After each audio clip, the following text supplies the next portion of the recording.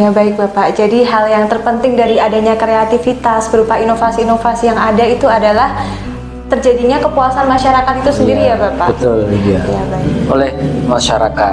Jadi ini harus kita imbangi dengan kemampuan kita untuk beradaptasi. Jadi apa kekurangan kita, terus kemudian kita evaluasi, lalu kemudian kita kekurangan-kekurangan yang ada kita perbaiki sehingga nanti lama-kelamaan birokrasi kita adalah birokrasi yang diidamkan oleh masyarakat.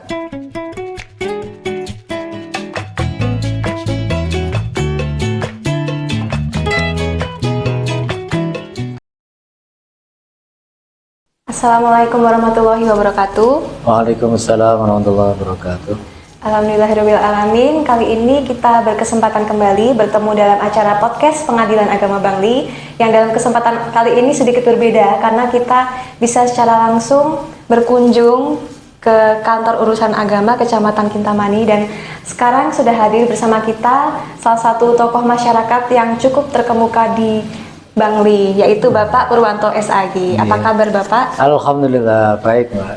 Alhamdulillah, baik. Karena Pengadilan Agama Bangli dan juga kantor urusan agama Kecamatan Kintamani ini sudah lama ya Pak untuk berkoordinasi dan juga bekerja sama ya Bapak. Nah, untuk hal ini saya ingin membahas tentang tugas pokok dan fungsi dari kantor urusan agama itu sendiri.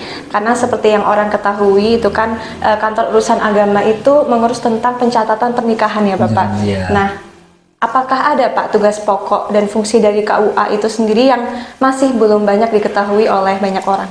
Ya, tugas pokok dari kantor urusan agama kecamatan di samping melayani pencatatan pernikahan, pengawasan pernikahan, itu juga ada tugas-tugas lain yang perlu masyarakat juga ketahui dan yang belum banyak dipahami juga oleh masyarakat. Salah satunya adalah ada bimbingan layanan hisab dan ru'yat. Itu di Pengadilan Agama kan ada juga gitu. Jadi setiap penentuan awal Ramadan itu salah satunya, terus kemudian juga penentuan satu Idul Fitri, satu Idul Adha, dan juga tentang jadwal imsakiyah. Seperti kita sebentar lagi ini mau Ramadan ini Mbak Nadia ya. Ya, itu kan perlu jadwal imsakiyah ini bagi teman-teman yang melaksanakan puasa Ramadan. Itu kan nanti perlu jadwal imsakiyah. Itu kita layani juga. Terus kemudian juga jadwal sholat 5 waktu itu kita juga melayani juga. Terus kemudian penentuan arah kiblat. Mungkin kita mau mendirikan musola, masjid, atau tempat ibadah, atau mungkin rumah baru yang baru ditempati di mana arah kiblat yang benar, kita juga layani untuk penentuan arah kiblat. Nah, itu salah satu yang belum banyak dimanfaatkan oleh masyarakat juga. Itu. Kemudian layanan bimbingan keluarga sakinah, itu adalah kelanjutan dari warga kita yang sudah menikah. Itu kan kita bina, jadi keluarga-keluarga baru agar supaya nanti bisa membentuk keluarga yang baik, keluarga yang sakinah mawaddah warahmah. Ya, kita bimbing yang barangkali layanan ini juga belum banyak dimanfaatkan oleh keluarga-keluarga baru. Terus kemudian juga bimbingan layanan penerangan agama Islam. Kita di sini ada penyuluh agama Islam baik PNS maupun yang non PNS yang kita sebar untuk melayani penyuluhan di masyarakat, di majelis talim dan di tempat-tempat ibadah. Terus kemudian juga ada layanan dan bimbingan syariah. Kita layanan bimbingan, salah satunya ada layanan dan bimbingan produk halal, itu juga belum banyak dimanfaatkan. Ini sekarang ini ada, sebentar lagi sudah diberlaku nih Mbak Nadia, undang-undang produk halal itu akan segera diberlakukan, di mana diwajibkan oleh seluruh pelaku usaha harus mencantumkan label halal bagi produk-produk yang ditawarkan ke konsumen, baik yang berupa kemasan maupun makanan yang sudah jadi. Nah, itu saya kira hal-hal diantaranya yang belum banyak dimanfaatkan oleh masyarakat. Itu Mbak Nadia. Baik Bapak, nah karena membicarakan tentang tugas pokok dan fungsi dari kantor urusan agama dan juga pengadilan agama ini memiliki sebuah singgungan tugas pokok dan fungsi sebenarnya ya Pak, Iya. apalagi di bidang perkawinan. Nah, karena kita kan sudah mengadakan beberapa kolaborasi ya Pak, salah Iya. satunya adalah perisai. Perisai. Nah, mungkin dari sudut pandang Bapak sebagai kepala kantor urusan agama, menurut Bapak apa saja yang dibutuhkan masyarakat, khususnya masyarakat Bangli, yang bisa kita akomodir ke depannya Bapak? Ya, saya kira kita selama ini sudah menjalin hubungan yang sangat harmonis dan sangat baik antara kantor urusan agama, utamanya kantor urusan agama Kecamatan Kintamani dan pengadilan agama Bangli. Saya kira ini sangat membantu masyarakat kami, terutama di Kintamani, mengingat jarak antara Kabupaten Bangli di ibu kota, terus kemudian juga di Kintamani, terutama desa-desa yang jauh, yang ada di perbatasan dengan Kabupaten Buleleng, terus Badung, itu jarak sangat jauh. Jadi kolaborasi antara kantor urusan agama dengan pengadilan agama itu sangat penting karena itu saling berkaitan. Banyak perkara-perkara yang ada hubungannya dengan kantor urusan agama, banyak perkara-perkara yang harusnya dilayani oleh pengadilan agama itu tetapi bersinggungan dengan perkara yang ada di atau urusan yang ada di kantor urusan agama kecamatan. Sehingga kolaborasi antara dua instansi ini sangat dibutuhkan oleh masyarakat dan sangat meringankan, apalagi kalau layanannya kemudian didekatkan kepada masyarakat, sehingga layanan yang harusnya masyarakat datang ke pengadilan agama cukup datang ke kantor urusan agama di tingkat kecamatan. Itu banyak testimoni warga kami yang sangat diuntungkan dengan itu. Kemudian selanjutnya sudah nggak zamannya lagi ini Mbak Nadia, kita instansi pemerintah jalan sendiri-sendiri, itu sudah nggak zamannya lagi. Sekarang semua instansi pemerintah harus dituntut untuk bisa berkolaborasi dengan instansi yang lain dalam rangka apa? Untuk bisa melayani masyarakat dengan baik, layanan yang sangat mudah, gampang diakses, cepat dan murah. Nah, itu yang dituntut oleh masyarakat. Oleh karena itu kolaborasi ini sangat penting. Bahkan kita kan di perisai ini kan sudah menyangkut 3 instansi. Betul, Pak. Ya, perisai itu pelayanan kolaborasi 3 instansi antara kantor urusan agama, pengadilan agama dan kemudian dinas kependudukan dan catatan sipil. Ini karena saling berkaitan. Nanti bukan tidak mungkin nanti kita akan tambah lagi dengan instansi-instansi yang lain, barangkali dengan BKKBN karena urusannya dengan sekarang ada tugas direktif dari Bapak Presiden untuk menurunkan stunting, itu harus melibatkan semua instansi dan sebagainya nanti di masa-masa yang akan datang. Jadi saya kira kerjasama yang selama ini berjalan dengan baik akan bisa lebih ditingkatkan lagi, dan harapan juga masyarakat di mana layanan itu cukup datang saja, mau urasan dan semua masalah bisa diselesaikan di situ. Nah, sehingga tidak membutuhkan waktu, tenaga dan biaya yang banyak. Nah, saya kira itu Mbak Nadia.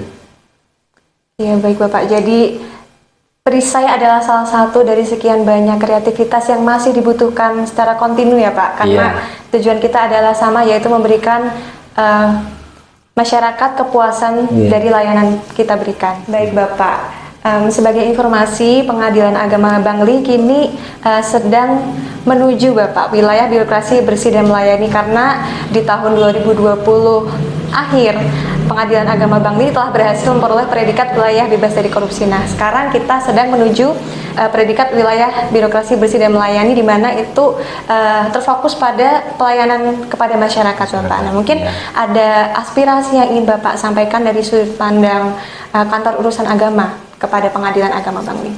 Ya, ini Mbak Dede, kita pengalaman selama saya menjadi kepala KUA sudah bisa membedakan Pengadilan Agama Bangli sebelum mendapatkan predikat WBBK, apalagi sekarang menuju WBBK ya Mbak ya. Iya betul. Itu jauh sekali. Jadi dulu kan masyarakat mengurus urusan umpamanya isbat nikah, dan sebagainya, itu merasakan ya agak ribet. Nah, terus kemudian juga wah ini kalau masuk pengadilan agama ya mesti banyak perkara, ini masalah ini kan gitu. Itu kesannya masyarakat gitu. Betul. Ya karena ya mungkin dulu pengadilan agama tidak seperti sekarang. Jadi saya sendiri ketika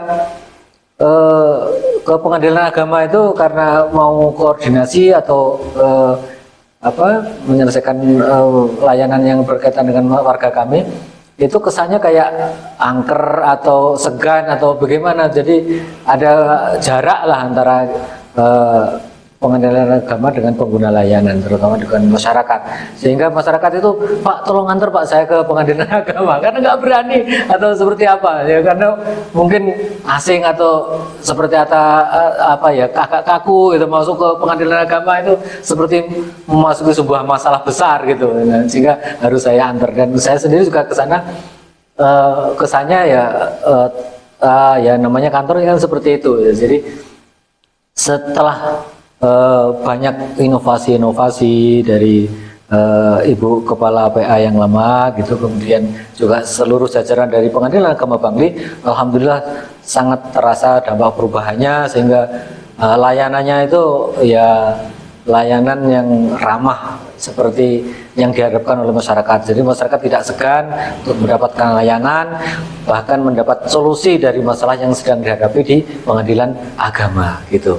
Sehingga ini menjadi bekal. Jadi bagi pengadilan agama untuk mendapat predikat yang lebih tinggi lagi, yaitu WBBM, wilayah birokrasi bersih melayani. Saya kira layak mendapatkan, tinggal nanti inovasi-inovasi yang lain dan kemudian juga kolaborasi dengan instansi yang lain, itu saya kira perlu ditambah dan kemudian ditingkatkan layanan. Jadi enggak kalah pentingnya, inovasi kita harus ada manfaatnya Mbak Nadia. Jadi kalau kita berinovasi tapi nggak dimanfaatkan oleh masyarakat, ya itu inovasi kita berarti kebermanfaatnya kurang. Tapi kalau kita punya inovasi, kemudian masyarakat banyak terbantu, terus kemudian masyarakat banyak menggunakan inovasi yang kita ciptakan, insya Allah nanti PA Bangli akan mendapatkan predikat wilayah birokrasi yang bersih dan melayani. Saya kira itu Mbak Nuri.